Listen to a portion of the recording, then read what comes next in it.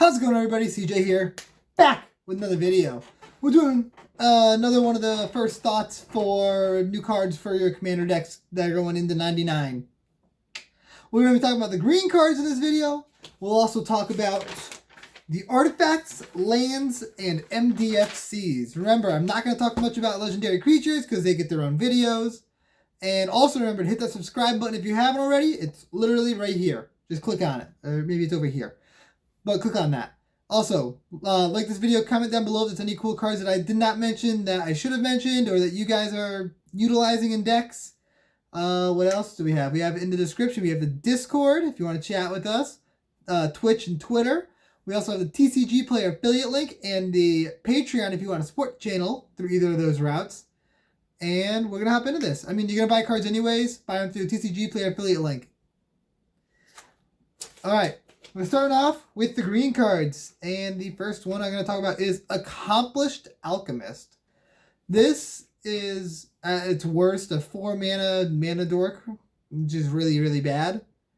But at its best, it can net you a ton of mana with that second ability. If you can gain a lot of life in a turn, you can tap for a ton of mana. It can end up being an infinite combo outlet with stuff like Freed from the Real, Pemin's Aura. Seems powerful. It's a good card, and in these new green life gain decks, or like a Selesnya life gain deck, this can see a lot of play.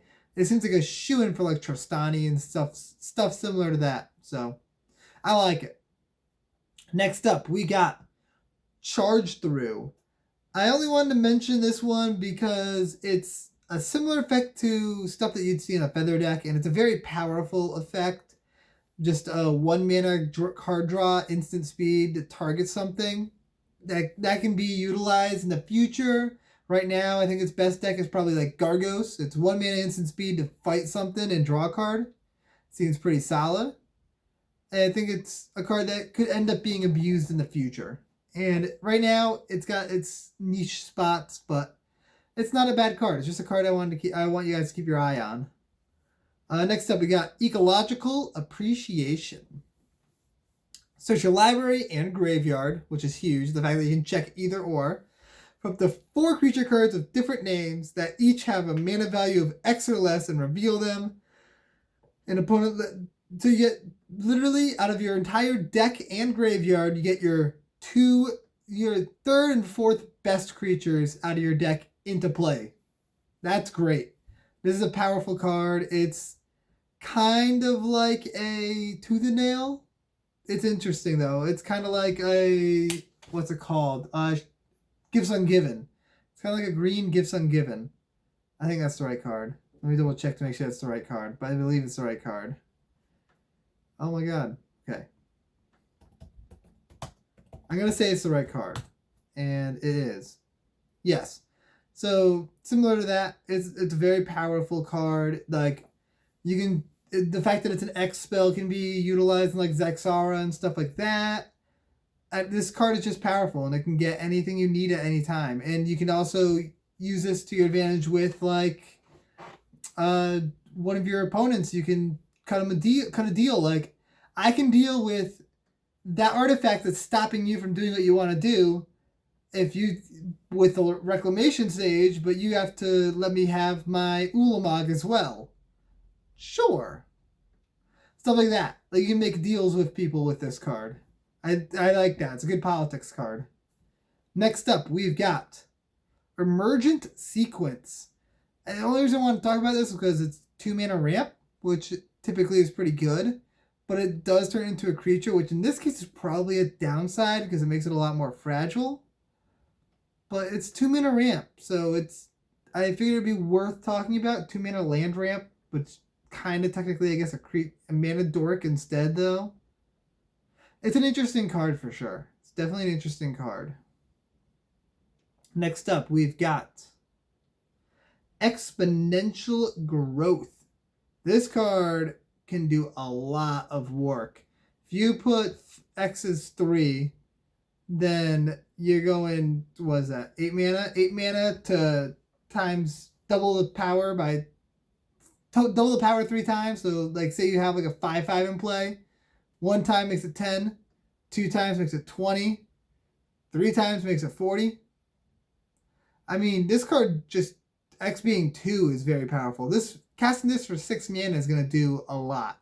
This is going to be great in any Voltron style deck. This is going to be powerful in any, like, just Gruul deck, really. Anything with Trample. This card's going to put in work. Like Xenagos, this card's crazy. Cast this pre-combat, and you get an extra double in there. Oh my god. This is really good. This card can definitely see play in Commander. Next up, we got Honor Troll. The only reason I mentioned this is because now there's a lot more green life gain cards. This is a way to gain extra life, so it's worthwhile in like your Trostani decks and stuff like that, where you're gaining life gradually, not from big stunts, like spurts of life. Stuff where like upkeep you getting the life. When you attack you gain a life. Stuff like that. Creature enters you gain a life. Doubling that up seems very powerful. And next up we got Mage Duel. I'm mentioning this because I'm throwing it in my Naiath deck. It's going to be a very good fight spell. It's going to put in a lot of work in like a Fight Club style deck. Gargos would probably like this card a lot. It seems good. It just seems like a good fight spell. I mean, it's 1 mana fight +1/+2 often. That's pretty good. And the last green card I want to talk about is Verdant Mastery. I think this card is terrible. I would much rather be playing like an Explosive Vegetations than this. It only gets basic lands, first of all. And if you're paying the Explosive Vegetation cost, you're getting 1, your opponent gets 1, and then 2 go to your hand, right? Yeah, that's so bad. This card is not good. In my opinion, not good, and I don't think it should see play. But if you're going to run it, then you should pay 4 and give me the land. I mean, you can play it for politics. That's about it. I don't like it. Next up, we are moving on to the artifacts. There we go. The artifacts. We got 3 artifacts and 3-ish lands I want to talk about here. First artifact is Reflective Golem. It just kind of seemed cool. Whenever you cast an instant sorcery that targets it, you can copy it for 2. It's just kind of a cool card. Like, anything that's big value that you can double up on seems pretty decent. Like, if you Replication targeting this, and then you can pay an extra 2 and target something else as well, that just seems pretty solid. It seems good in, like, I don't know, a Zada deck maybe? I like it. I think it's a pretty powerful card. It definitely has its niche situations, though. It's very situational. Next up, we got Strixhaven Stadium. This card seems insane in any deck that has evasive creatures. Like, what's his name? Oh my god. The Simic commander that whenever a creature deals combat damage to a player, you draw a card. Or the owner of the creature draws a card. Edric Flyingman. Love this card. I'm putting this in my Sidar Konda deck because just easy hits, and you can just, it's got an alternate win condition on it. It seems like a fun card. It's a mana rock too. I think this card's very powerful, and I think that it's very powerful in the correct type of decks. Decks that are not full of evasive creatures, I don't think it would be great in. Like decks that, like heavy token decks maybe, because it's just so many tokens that you'll probably be able to get damage in. But evasive creatures style decks, like a flying tribal deck, like Kangi or Kangi, whatever his name is, this seems like a shoo-in. Seems good. Plus, it's free mana on the easy side. Like at its worst, it's a 3 mana rock. Not too bad. I mean, on its best, it wins you the game. And the last artifact I want to talk about is Zephyr Boots. This is one of the cards that would work very well with Strixhaven Stadium. Gives you a creature flying, deals combat damage to a player, you draw a card, then discard a card. That's great. This card, I'm definitely going to be playing this in a couple decks. It's just, this is great in any white deck, really. Great in any red deck. It's just evasive. It gives evasion, and it gives a card draw.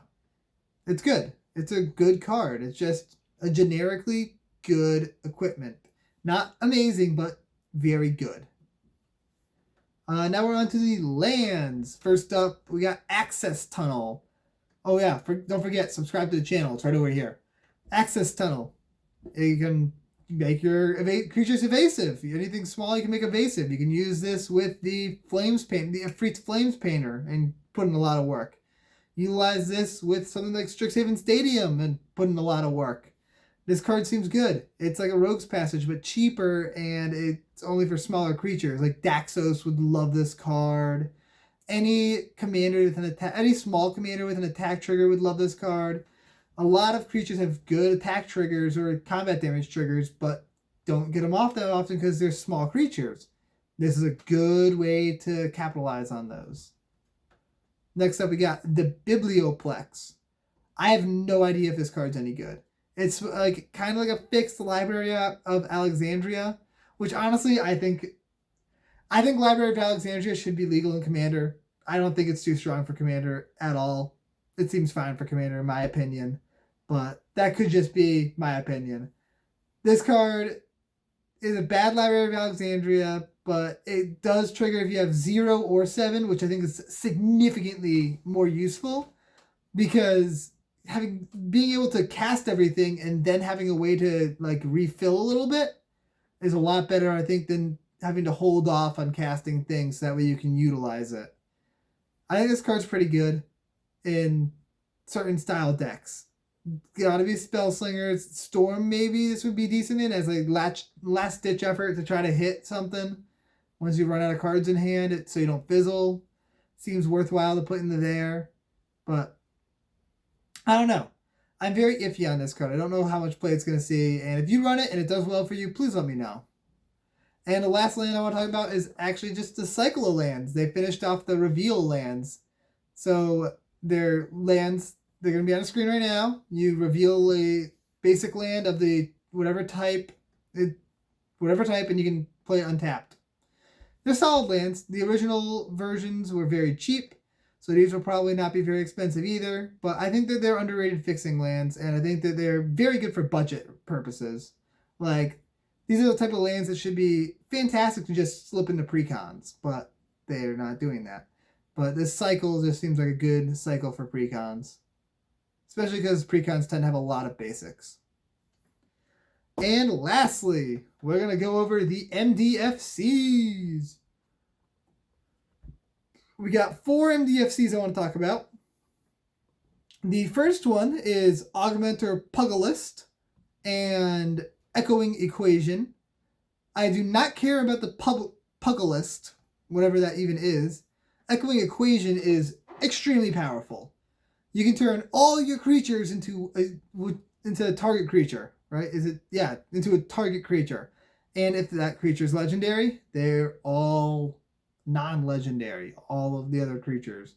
That's powerful. Like, imagine if you got like a board of like 3 tokens and a Tali and I don't know, something else, a Mole Drifter.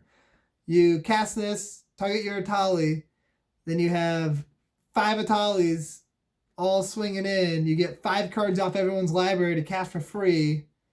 It's crazy. This card is going to be insane in a lot of decks. Adrix and Nev is probably going to love this. Any tokens deck is going to love this. I wish I could put this in Brutaclad. Like, I wish this wasn't a double face card because the Troll does nothing inside the Commander. It's not a good card in Commander. But Echoing Equation would be so good if it was its own card. It's so disappointing that it's not. It's so disappointing that it's not. But this card is powerful. Any Simic deck that plays good creatures will like this card. Really. At 5 mana, it's a little expensive, but it's so worth it. This card's powerful. Next up, we got Pestilent Cauldron and Restorative Burst. Pestilent Cauldron just seems kind of cool. You can turn extra lands if you have in your hand or something, just extra cards that you don't need into tokens. And it's playable in like mill-style decks. And you can exile cards from your opponent's graveyards to draw cards, which is huge. Like, this is a good way to manage your opponent's graveyards and giving you upside. And you can also use it on your own graveyard, so you can fill it yourself if you need to. And then the other side, Restorative Burst, It's not too bad either. It's kind of like a double regrowth. It's a double regrowth that's a little worse, but it gains you 4 life. Or each player gains 4 life. That's a pretty big downside in Commander. Because instead of it just being like an opponent gaining 4, you have 3 opponents gaining 4. I don't know if this backside... Like, the backside's definitely like one of those... the fact that this card is double-sided makes it significantly more playable because of utility. The backside would be, I don't think, playable on its own. The front side, I don't think it would be playable on its own. But the fact that you have the utility of either side, I think makes it somewhat playable. It's definitely has to go in the correct type of deck. And I don't know what that deck is. But it's, the front side I like. I think the front side's pretty cool. Next up, we got Rowan, Scholar of Sparks, and Will, Scholar of Frost. Both of these have the static ability of making your instants and sorceries cost 1 less. So pretty much every Prismari's deck or Izzet deck is going to want this card. Anything that casts a lot of instant and sorceries, any Spellslinger style deck wants this. The Rowan side is probably going to get played more in my opinion because it's only 3 mana and gives you that ability. Plus it's got the ability to uptick to deal damage. Potentially 3 damage to each opponent. Okay. And -4, you get an emblem that lets you pay 2. It's an emblem similar to like a Riku. That seems pretty solid. And then Will, at 5 mana, which is a little annoying, you can make a creature a 0/2 until your next turn, which is fine. You can draw 2 cards, which isn't terrible. And then exile up to 5 target permanents. For each permanent exiled this way, its controller creates a 4/4. That's not as good. I honestly much prefer the Rowan side than the Will side. The best part about the Will side is that you get the card draw there, in my opinion. But the Rowan Ultimate I like better. And yeah, I think Rowan's better. But it's a good card, and it's going to see play in any Spellslinger style deck. And the last card I want to talk about is Selfless Glyph Weaver and Deadly Vanity. This card I think is extremely playable. Orzhov decks are going to like this. If you're going wide, or if you got a good board, you can play Selfless Glyph Weaver and protect your board from any board wipes and stuff like that. And if you're behind, then you got the backside to just blow up the board. I like that it has a you're ahead and a you're behind mode on this card. I think it's a nice... It gives you a lot more utility because if you're behind, Selfless Glyph Weaver is going to be bad draw. Terrible draw. If you're way ahead, you don't want to draw a board wipe. This card seems great. I like this card a lot. I'm definitely going to be putting it into a couple decks. It seems good. I like this. But because it's 3 black on the backside, to reliably cast it, you're going to want to stay in like an Orzhov deck. You don't want to go 3 or 4 colors here. 5 colors would be very hard to play that. But if you're in a white-black deck, an Orzhov deck, I think this card's pretty good. Or it's... Oh my god. What is the Strixhaven version of Orzhov? Silver Quill. If you this, it seems like it'd be good in a Silver Quill deck. And that is everything I've got for the green cards, artifacts, lands, and MDFCs. Next one of these will be the multicolored cards, and that should be the last one. I hope you guys enjoyed this video, and I'll see you next time. Peace out, everybody.